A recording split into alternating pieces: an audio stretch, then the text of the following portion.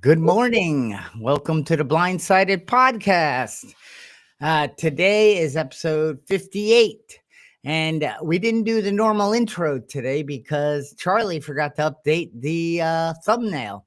So here we are. And you might be noticing Brenda looks a little different today. That's because Stanley's with me. And today we're talking about pausing when agitated and how we're going to be talking about why agitation um, hijacks our rational thinking and how fast it happens and how it kicks into fight, flight, and things usually get messy. And that could be text messages, that could be social media posts you read and no one even knows you're getting mad. It could be communicating with family members, work, people in the store, wherever it may be, but it's you and I talking to others. So, good morning. Charlie Collins here with the Blindsided podcast. And today I got Stanley. How you doing, Charlie? I'm glad to be here. And I love the way that it happened this morning. So, it's one of those things that when life throws us a biscuit and we wanted a bagel, we can actually get a little agitated by not having the right thumbnail up or not being totally prepared when we think that we should be. And we can allow that to get us agitated. So I just think you couldn't have made this up. I think it's beautifully orchestrated the way that it turned out this morning. So I'm glad to be here. Yeah, thank you. And it's a good thing I didn't drop into fight or flight. That's it. Podcast is over. I made a boo-boo. It didn't even faze me. I just said, well, let's just launch it from the camera slide. And no. So you're right. That stuff happens all the time. And I will say, I didn't, that space, that between stimulus and response, that space where we can take a breath, where we can recenter ourselves and take a fresh look instead of allowing this to hijack our rational thinking like, oh, this is ridiculous. Because triggers waves of linking negative, self-defeating thoughts when that happens. Exactly. And that's the thing of it. When we think that life has to be perfect, that's the lowest standard, actually, because perfection is not even possible. It's not even on the radar. And even if you could become perfect, then you wouldn't be able to relate to anybody else. So I like to stay on the other side of perfection. It's something that I learned a long time ago because it became that distraction for me when I couldn't make it perfect. It just became that irritation, and I was giving my power away when I was doing that. And you take that assessment later, self-assessment, and you go, why was I trying to make something that was imperfect perfect when it was not possible? I hear you. It is a very, talk about getting hijacked and fighting to get my thumbnail. Back in the day when I would design a flyer or do anything, just sliding the image and then zooming out, zooming in, looking, printing. Back and forth, back and forth, back and forth. And I never had a person say, I was going to do business with your company, but this flyer is a millimeter off. It's just in my head. And when that happens, rational thinking is out the window. And now I'm coming from an activated thought process, which there isn't much thought going into that. It goes down two lanes usually. So Stanley, what I'm going to do is I'm going to drop down. I'm going to open up something that I'd like you to read and, crank right through it. We don't need to. I just want to help set the stage for today. So here we go. Gotcha. All right. So when you become agitated or stressed, your autonomic nervous system kicks into high gear, triggering the sympathetic nervous system, which is responsible for the fight or flight response. This causes a surge of adrenaline and cortisol, increasing your heart rate, blood pressure, and breathing rate. Your body is preparing to deal with a perceived threat, even if the threat is just an intense conversation. Isn't that That's the end of that amazing? slide. Okay, now this is where intentional deep breathing, not big breath, but deep breathing works its magic. When you take slow, deliberate breaths, especially diaphragmatic or belly breathing, you activate the parasympathetic nervous system, which is like your body's calming force. It counteracts the fight or flight response by slowing your heart rate, lowering blood pressure, and releasing calm neurotransmitters. Even a single deep breath can send a message to your brain saying, I'm safe. I don't need to be in survival mode.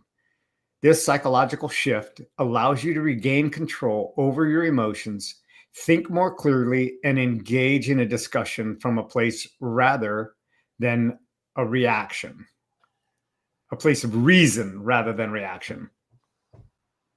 Good thing you caught it in time, because I advanced the slide, and then you might have gotten triggered. So, Stanley, isn't that amazing how brilliant how our bodies and our nervous system is? Because if I walk outside and I sense a threat, as in there's a bear going through my garbage, and oh, hello. Now that hasn't happened to me yet, but it has happened to my buddy. But I have walked out and there's been an animal that made a noise in the leaves, and I'm like, ah. First, I froze. So it wasn't fight or flight; it was freeze. And then, but that's what that's for. We need to be able to fight whatever might be attacking us, or however that fight is. We might need to flight, run, get shelter, close the door, and say, yeah, I'm not going back out there tonight. And that's amazing. But that autonomic nervous system will activate just in a conversation, just from somebody, the way they're delivering a message to you that goes against the way you think about it, which doesn't mean the way you think about it is right, doesn't mean that the person that's saying, I don't know what I'm thinking, Wonder Bread is not so bad for you. Okay.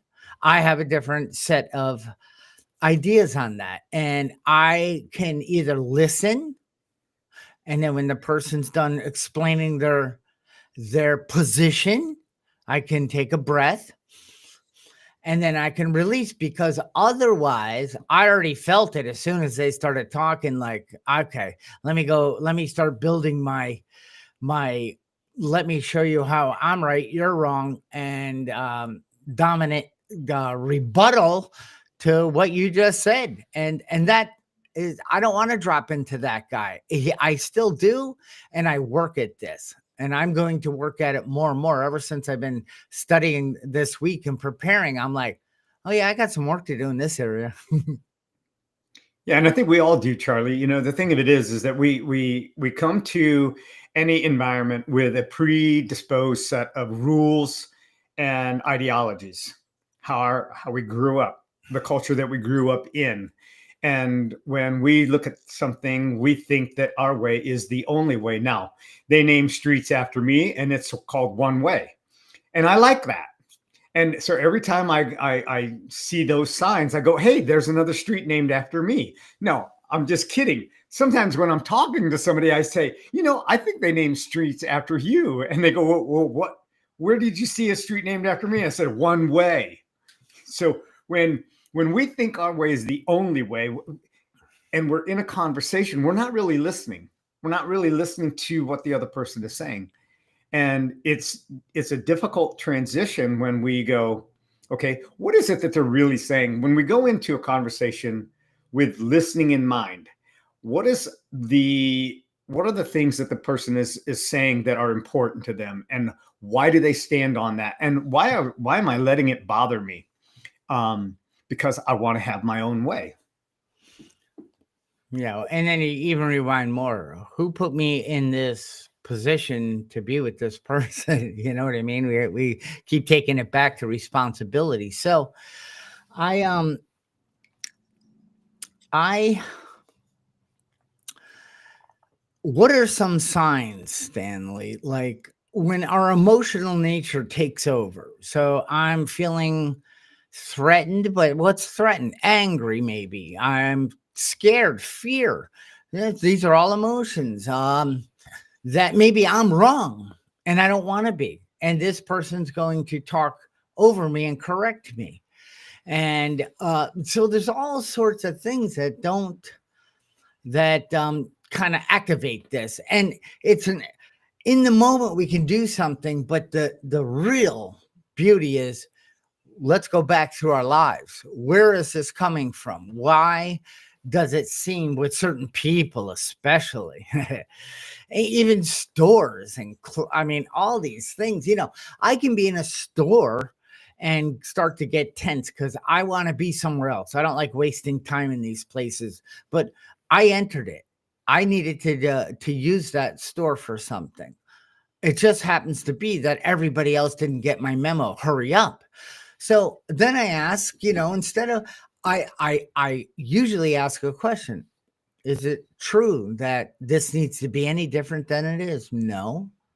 And I realize now, Stanley, when I'm asking that, I'm calming down, I'm breathing differently, and I'm Mhm. back present and I actually can enjoy and be kind to the people around me. Yeah, you asked the question, how does that happen? Well, it's because we have a preset plan.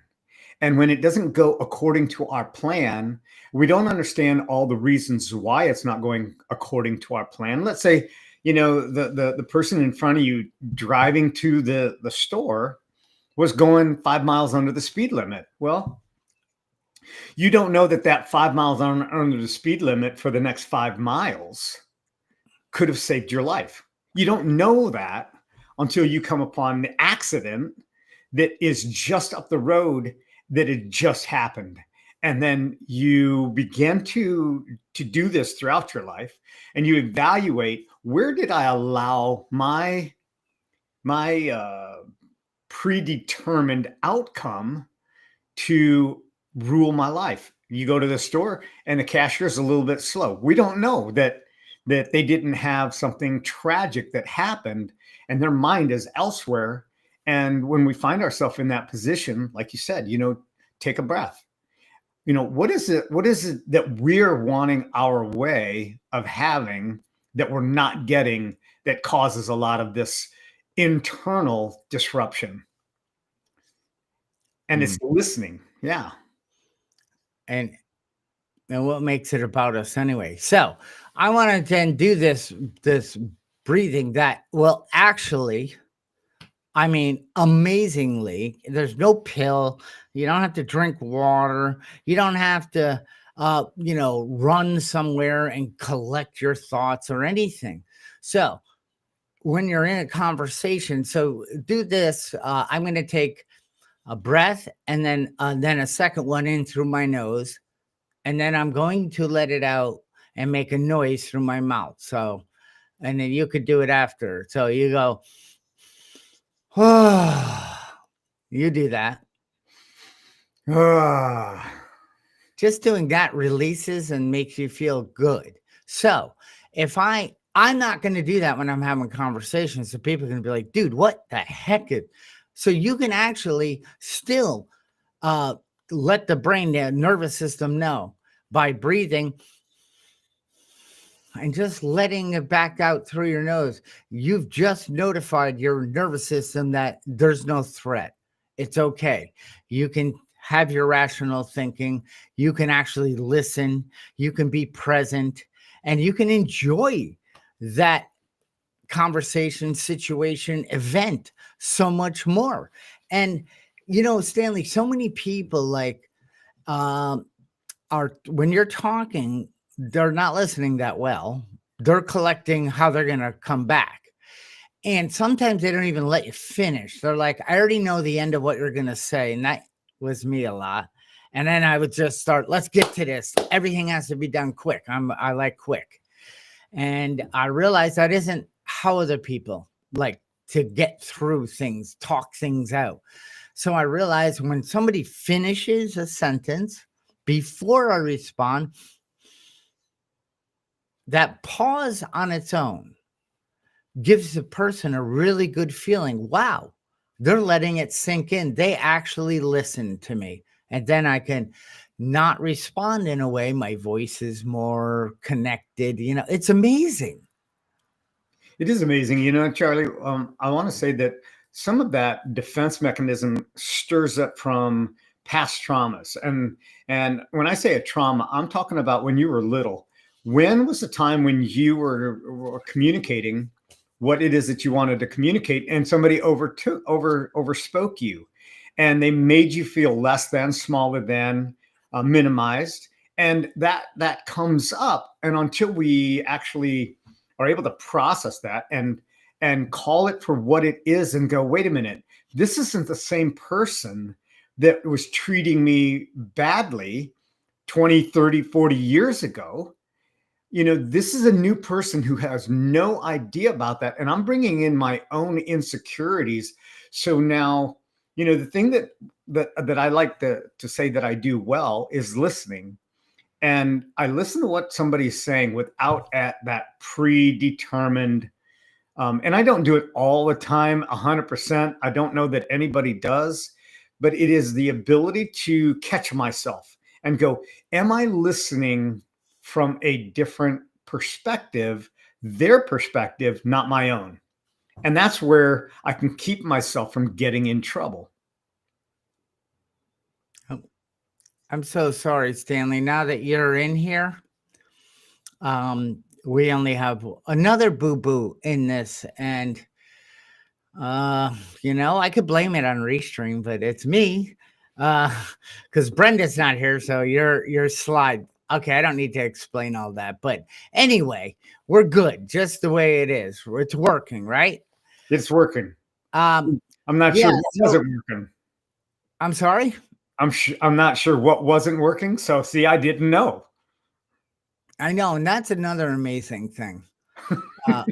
Doing a presentation, you left out, I didn't get through everything, and not one person in that audience knows that because they aren't the ones that designed your presentation. And I'm like, oh, so if you didn't get to everything, don't beat yourself up now.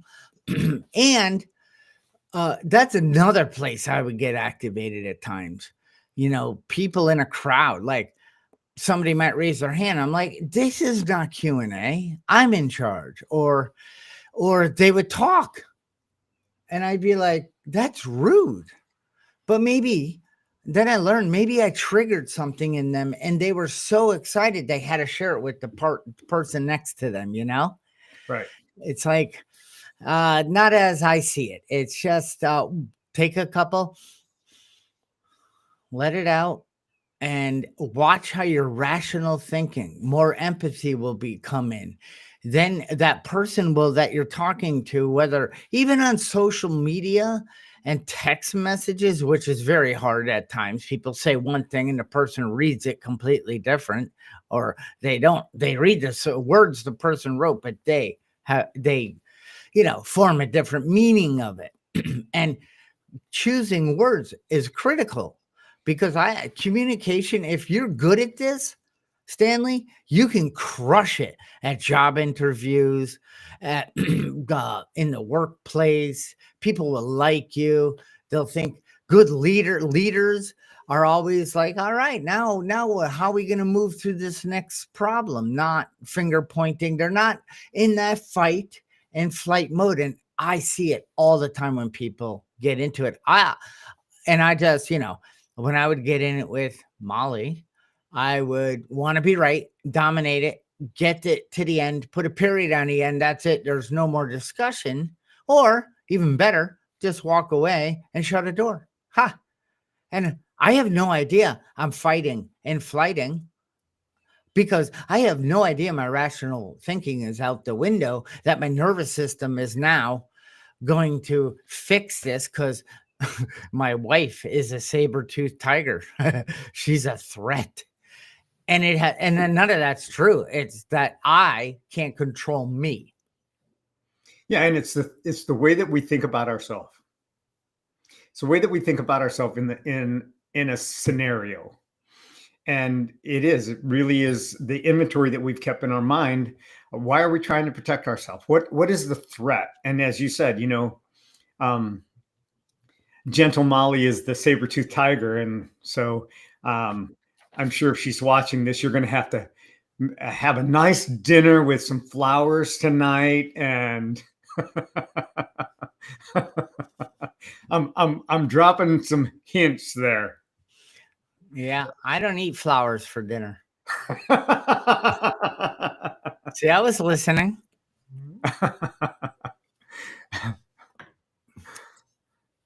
Stanley, in our work, we work with people a lot that are triggered, and really, this is what's triggered. And I know by working with people, they have their set ideas and the way things are supposed to work outside of them.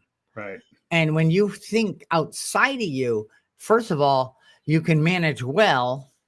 I mean, you can rest satisfaction and happiness only if you can manage well outside of you. So all those situations and events and things you're doing go that right way because you know the best way it should go. Right.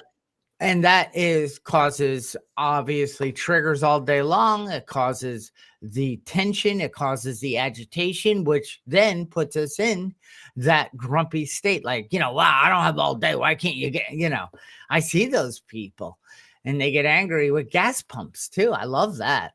And, so when we were working with people that are saying, I mentioned triggers, what is it that is allowing yourself to activate yourself? Because our troubles, we think of our own making. So all of this stems from me not having the space between stimulus and how I respond. Mine for a long time was stimulus, react. Yeah. And it's the definition that we allow the words to communicate. And what I mean by that is, are we allowing our words to define what it is that we want, or are we allowing what we want to define the words that we use? And so our words can either use us or we can use our words. And there's a real play on that.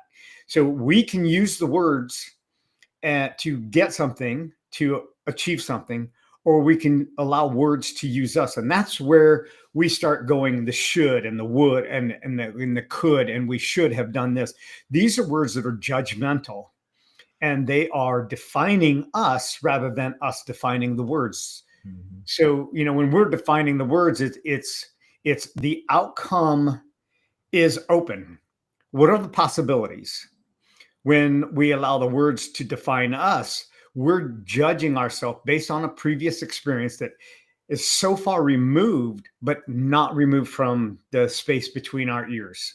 Mm-hmm. And that's where we can get into trouble. And we want to justify, we want to solidify our reasoning for our actions. And we can justify our actions. Like, I can get ticked off because you didn't have the right thumbnail. I mean, come on, Charlie, really? This is your podcast. Can't you have the right thumbnail? For crying out loud. And if I would have said that, I would have been kidding. But you could have taken that and gone, you know what? You're right. Why didn't I have that? Why didn't I put that together? And you could have judged yourself the entire segment of this podcast. But no, what you did was you chose to share that in the beginning, and you removed the saber-tooth teeth from chewing your hiney. Okay. So I'm glad you're still sitting. Oh yeah.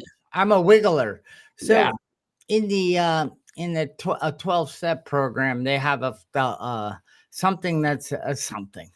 Part of it says resentment is the number one offender. It kills more alcoholics than anything else. Where does resentment, a lot of it comes from fight and flight. A lot of it comes from a activated nervous system where I can't manage well. I don't know because I don't know how to manage me. I don't know that I'm creating this suffering, this survival instinct in my life. And we go through. And what is the problem? Well, we block off the sunlight of the spirit. So once we're blocked, so the minute that tension, that agitation comes in, you're blocked. And watch out. It's going to not get good. Then you're going to have to go back and say, hey, I approached that the wrong way. I was only thinking of me. I apologize. I should have listened. That your ideas and your needs are just as important as mine. You could see I might have had to say that before. And I don't say it with that like, wah, wah, wah, wah, I don't really care. I do because I want a constant, never ending improvement. I want to get better because the betterer I get, this new power, this happiness, this peace and sense of directions, it settles in and it's just more contentment and happier going through the day. It's not such, I'm not, it's not so agitating. Right. Right. And the thing of it is the agitation grows pretty quickly if we allow it. Because we can find that fuel to keep feeding the fire of agitation. And you remember, I don't want to pick on Molly because I know she's a saint. So let me pick on myself. So there were times when I will do something and something didn't turn out the way that I wanted it to. And then I start to recall other things that didn't turn out.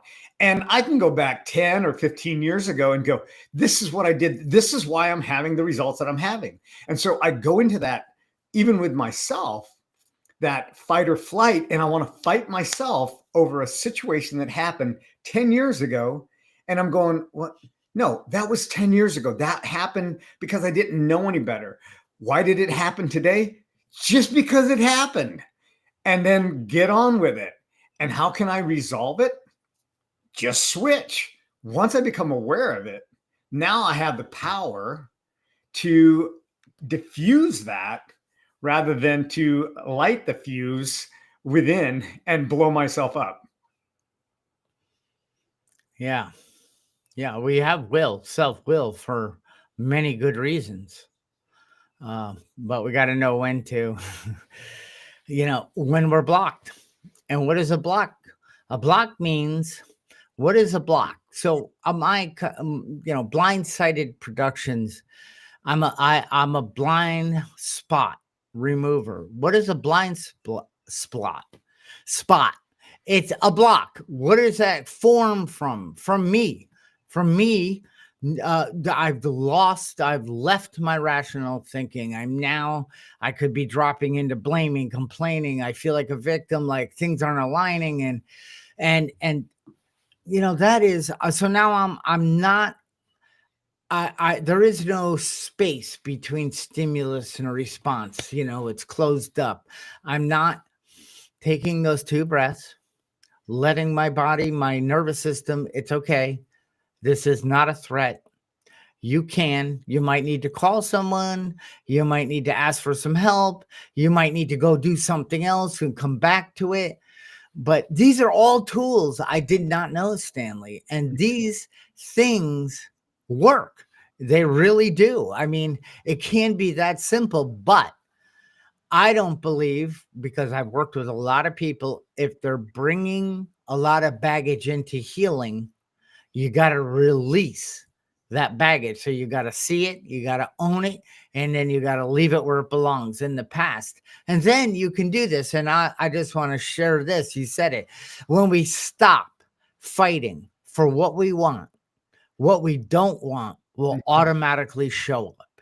Right. Yeah. Yeah. And that's it. It is stop fighting for what we don't want. Is it going to make my life better by trying to convince you of a fact that you think is a fact based on the belief system that you have believed or built? No, it's not.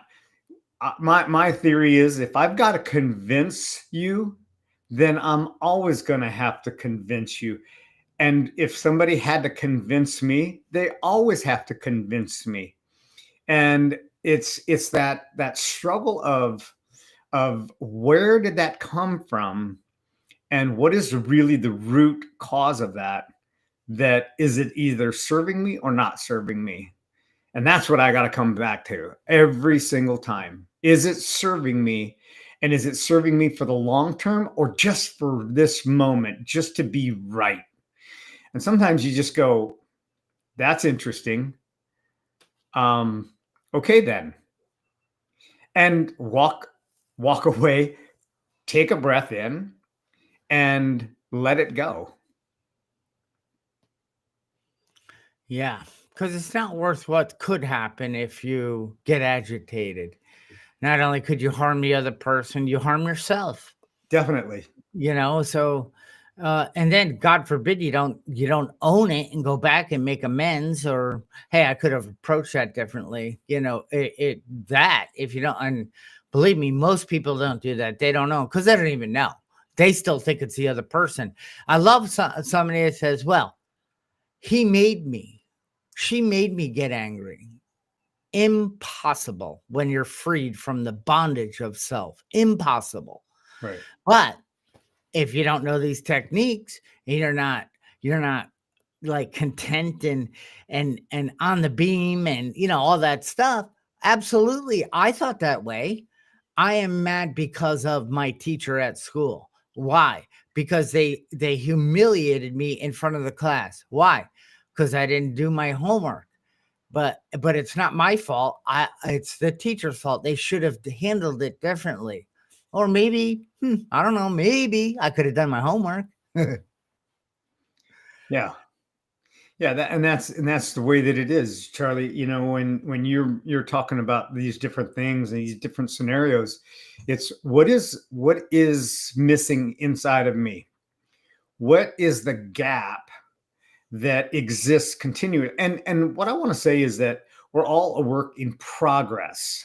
Yeah. We've not arrived. It's a progress, and it is learning to explore what are the possibilities, what are the probabilities, and not take no for the final outcome. Not, when we don't get our way, it is what is it that what way are we wanting to get, and what is missing along the journey. And so we don't sink our own boat. And relationally, I say, is that when we're listening with an objective of the other person, what is it that they're coming from, so that it doesn't allow me to be triggered. And it can. I mean, and here again, it's a work in progress. There are days when I'm like, why is this person driving like it's Sunday when it's Friday at 5:00 and everybody's passing us and you're just going slow? What's the deal, dude? And it's not even a dude, it's a gal, for crying out loud. They're the smartest person on the road. So anyway, that's the idea, is that we're all a work in progress, and to give ourselves a little bit of slack and not jump to a conclusion that we don't know all the elements that are involved. I just see it a lot as playing God. I know what's best for everybody, everything, everywhere, every minute of the day. And that is a hard job. That is a very, and then when you release that and you realize, oh no, I just got to manage me well. I got to say the serenity prayer, and, and then I don't need to, I release the job to the universe. Let you handle that. That's a lot to do every day. I didn't realize how much, and I'm not even getting paid. I'm actually dying because of that job. And I release that job back to the source that it needed to be released to, which I never had it anyway, but I thought I did. And then all of a sudden, oh, it's much easier just managing And it was not easy in the beginning. It's a spiritual malady. It's because we have physical, mental, and spiritual. And I think without the spiritual component, and that means connected to the sunlight of the spirit, that means nature, that means God, that means whatever it means to you, your own conception. But you know what I mean when I'm saying when you're connected to that source, you are in a position of neutrality, safe and protected. You are not having to gavel out all day long. You are not thinking it should be any different than it is, because it is. Yeah. And when we appreciate people are where they're at, doing what they're doing because that's the best that they have, when we learn to appreciate that rather than have that expectation, our own expectation on them, I think there's a lot of results that can come even further from that, and also keep us from being in that sympathetic nervous system where we're fighting all the time. We don't want that, and we can walk away going, "Why did I even talk to them? Why did I let that bother me?" And what it does is it robs us of the limited time, because we can't go back and take it back. It's our most precious asset, time. There's nothing more valuable than time. Nothing. And I assume you think that's correct. What's that?